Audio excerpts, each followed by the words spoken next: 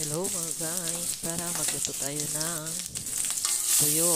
Tuyo na tinanong ko sa asawa ko kung ano to. Sabi niya, bilis na maliliit. Yung bilis na maliliit yung katinik. Yung ginagawang sardinas. Binili ko lang ito sa palengke ng 40 pesos sa 1/4 kilo. Ginawa ko. Dapat papaksiwin ko ulam ko. Kaso lang, tinamad na ako kasi hapon na. Namalengke kasi ako hapon na. Nagkilaw na lang ako ng konti. Gumawa ako ng konting kilaw. Tapos inisip ko, tuyo ko naman yung gagawin kong daing tuyo. Kasi namiss ko din kumain ng tuyo. Dyan sa palengke, may mga tuyo na malalaki. Pero natatakot kasi ako kumain. Sobrang maalat kasi kadalasan yung mga paninda nila yan sa palengke. Kaya ito, try ko nakakatawa.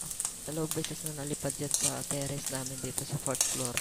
Kasi sobrang mahangin kahit na maaraw, mahangin pa din dito sa 4th floor.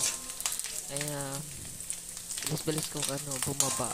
Tapos buti na lang may natira pa, pinulot ko.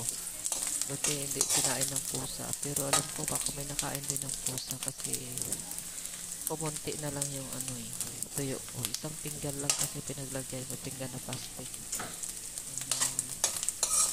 Yan lang, kailangan ko sa bantayan. Tinulugan ko kasi. Yan na lang natira. Pero okay lang. Mas makakain pa din. Bye bye.